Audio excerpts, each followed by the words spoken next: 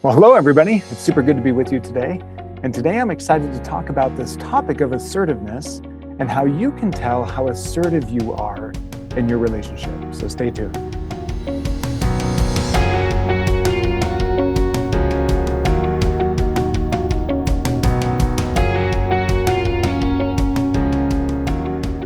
All right, let's jump into this topic of assertiveness. The reason this is important is because the best of relationships are made up of assertive individuals. Being able to show up in assertive ways in your relationship will give it the best chance for success. And today I want to talk to you about how to be assertive in the relationships that matter the most to you. So let's start by learning a little bit about where assertiveness falls on a spectrum of ways of being in a relationship. As you can see in this diagram, assertiveness is that halfway balanced place, that middle ground between being avoidant and being dominating. So let's get into each one of those, and we'll talk a little bit about a definition for each of these ways of being in a relationship. And then we'll focus specifically on assertiveness, how you can be assertive, and the benefits of assertiveness in your relationship. All right, so let's deep dive a little bit, and let's start with avoidant. Let's learn some key characteristics of an avoidant individual. So the first one is a withdrawal from intimacy. There's a tendency to keep others at arm's length, and they often fear rejection or becoming too dependent in relationships. There's also this tendency toward emotional detachment, this difficulty sharing feelings or expressing emotions, and often intellectualizing emotions instead. There's a high independence, so a strong preference for self-reliance, often feeling uncomfortable when relying on others or having others rely on them. And there's conflict avoidance, shutting down or leaving situations rather than engaging in confrontation or really seeing a conflict through resolution.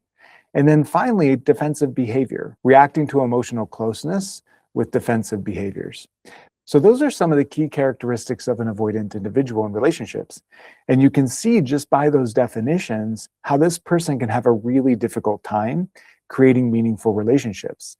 They keep themselves too detached from really being able to engage in that core emotional intimacy of a relationship.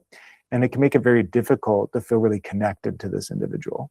Okay, so let's learn a little bit more about a passive individual and how passivity shows up in a relationship. And here's some of the core characteristics of a passive person. So one, there's this constant following. The passive partner rarely takes charge of decisions like date nights or finances, other life choices. And they prefer to let their partner take the lead and make those major decisions. They kind of take a whatever you think or I don't mind response to decisions in a relationship. Another characteristic is conflict avoidance. They may repress emotions and avoid expressing negative feelings, anger, disappointment, or irritation to keep the peace in their relationship. And this can lead to inaction and silence in relationships, which can be hard for a partner. They have submissive habits, meaning that the passive partner may adopt views, habits, or interests of the other person to avoid asserting their own. And this can lead to a loss of identity in a relationship. And then you can see this passive-aggressive dynamic at times, using subtle actions like sarcasm or silent treatment or backhanded compliments used to avoid confrontation while still expressing frustration. And these passive-aggressive tendencies particularly make it hard on a relationship because the partner often doesn't know what the source of the frustration is. The passive partner isn't really being assertive about their experience. They're kind of playing the role of going along with the relationship, but they're building resentment over time. And that resentment doesn't always happen. Sometimes the person is very comfortable being in a passive role in the relationship, and they don't do that passive-aggressive dynamic. But nevertheless, that whole anonymity principle still applies. It can be very difficult to feel close to somebody who's too passive because they never really reveal themselves and make their wants, needs, desires, preferences known to their partner. So it can be tough to have a balanced relationship when somebody's too passive. So we're going to skip over assertive now. We're going to come back to this. But like I said earlier, this is the healthy, balanced place in this spectrum of ways of being. Assertiveness is our goal. And so we're going to end with a focus on assertiveness and talk about how it fits in this whole spectrum of way of being. But let's move on right now to controlling, and then we'll come back. So a controlling individual has some key characteristics in a relationship as well. And here's a few of them. There's this constant monitoring or arranging in the life of the partner. So this just means that they're insistent in knowing location. They might demand prompt replies to messages or wanting to check and review a phone often in the relationship. The partner's life is often feels like it's managed by a controlling person, and they're often very involved in the finances and social interactions of a person. So this monitoring and arranging of another person's life is a key characteristic of a controlling individual in a relationship. Another key characteristic is isolation and saving. This expressing of disapproval of friends or family, sometimes making their partner feel guilty if they're spending significant time away from them. They'll disguise that guiltiness in this, I want to spend time with you, but really it's kind of overreaching and controlling of the time they're spending. And then there's this assumption of the role of a helper or a savior to create dependency. They'll kind of insert themselves in a helping manner when really the help isn't needed. It's, again, more of an overreach and a control measure in the relationship. Another key characteristic is subtle emotional manipulation. So you'll see this in several ways, like using guilt or silence or sulking to get their way in the relationship instead of direct communication. And this is kind of a controlling person's version of that passive aggressive that we were talking about earlier, where the emotions are kind of expressed in the relationship to kind of play on the feelings of the partner without being so direct or dominant in the control. A final characteristic is this humorous criticism. So you'll see this as a partner makes digs at appearance or intelligence or personality in the relationship, things that they may desire to control that way. They'll make subtle digs. And then if you feel hurt by that or express that hurt to them, they'll accuse you of being too sensitive. So you can kind of see the difference here between the avoidant or the passive individual. This controlling person is starting to overreach. Instead of under contributing in the relationship, they're over contributing in the relationship. And they're making it hard for the partner to have a space or a place in the dynamic. They're not making much room for their partner. And it can become problematic to a relationship long-term for somebody to be that overreaching in the relationship. Now, as controlling progresses in a relationship, this is where we can really end up in that dominating place. And this is one of the most damaging to a relationship of all the tendencies that we're going to talk about today. This dominating one is really difficult for several reasons. Here's a few of those core characteristics. The first one is this power imbalance dynamic that it creates. One person calls the shots, leaving the other to follow and obey in order to keep the peace. Another core characteristic is control over reality. So the dominant partner may define reality, dictate schedules, make all significant decisions in the relationship in a way that there's not really much room for the person who's being dominated in the relationship. There's a superiority complex that can occur where the dominant individual acts out of a sense of superiority, viewing themselves as correct all the time, which makes little room for somebody to have disagreement or a different opinion in the relationship. They often feel threatened by outside influences like friends or family or a therapist, anybody else who could have an opinion that would go against the superiority that they're hoping to have in the relationship. And they'll use gaslighting often. Gaslighting is when a person maliciously and intentionally causes their partner to question their own reality or their own experience. And they'll use this gaslighting strategy in relationships to maintain the one-up position so that their partner doesn't really feel freedom in their own thoughts and feelings that might contradict the dominant person. So they're really sensitive to that and will use things like gaslighting to keep their partner in line with the dominance that they're hoping to have. And then finally, a coercion and punishment. The dominating person demands to be served. They disregard their partner's needs, maintains a score to ensure that they are receiving a majority of the benefit in the relationship.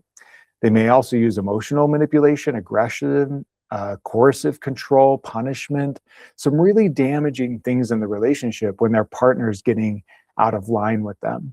So you can kind of see how this dominant way of being in a relationship is one of the most destructive and certainly presents abusive dynamics to a relationship in ways that are terrible for their partner. So this is kind of the full spectrum. Let's now go back and talk about assertive then. The role that assertive plays as this healthy, balanced place between that avoidant, passive approach and that controlling, dominating approach. So assertive then has some core characteristics as well. The first one is clear communication. They express needs and feelings directly without hinting, without subtlety. There's this open and directness that really helps with clarity in a partner's experience. There's this respect of boundaries, both asserting their own needs and desires and preferences, while also actively attempting to make room for their partners and understanding that there's two of us here, and a good, healthy relationship takes consideration for both people's experience. There's this healthy compromise that exists where solutions are sought with like a win-win mentality, both pursuing my needs and desires, but also trying to make room for my partners without having to fight to win or a submission type mindset to keep the peace. So those are some of the core characteristics you're going to see in somebody who's being assertive, and you can see how those characteristics vary quite a bit from that avoidant or passive person or the controlling, dominating approach. A few other characteristics in the relationship are a calm and confident approach. So assertive individuals use calm and confident tone. They maintain eye contact when they're having conversations. There's this expectations and boundaries that are part of the interplay of the relationship. They communicate those expectations that they have of their partner and establish boundaries that work well for them to avoid resentment and burnout. And they also have acceptance for the idea that there may sometimes be disappointments in a relationship. And those disappointments are understood and okay. A commitment to adaptation as well, though, right? Like an understanding my partner may want things from me that sometimes I can't provide, and I accept that. But there's other things that I can grow into, and I ought to do that out of loyalty and love to my partner. They're also emotionally mature and responsible with their emotions. So assertive individuals assume responsibility for their own emotions and actions, and they encourage their partner to do the same. Instead of this codependent approach to emotions or this dominating of emotions, there's this assertive approach that says, hey, my emotions are mine to own, to figure out, to understand, and to navigate. And I'm going to allow you to do the same as my partner. We both need to be responsible and mature in the emotional dynamics in our relationship. So let me jump in then and give you a couple of examples of what an assertive interaction may sound like in a relationship. And assertive communications have 4 key strategies that really help them be successful. These can come in several different orders, but the principles remain the same. So let me walk you through those 4 key strategies. The first one is to speak to the situation. For example, when you don't communicate your plans with me, right? So assertive individual is speaking specifically to the situation that's a problem. Next, the feeling. I feel anxious and unsure. Then comes the explanation, because I worry about our schedules conflicting with one another. And then the request. Will you please coordinate your schedule with me? So if we put all that together, then we have, when you don't communicate your plans with me, I feel anxious and unsure because I worry about our schedules conflicting with one another.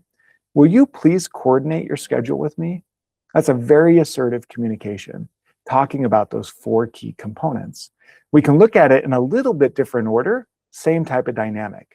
I feel frustrated when I come home to a messy kitchen because I value a clean space. I would like us to work together to keep it tidy.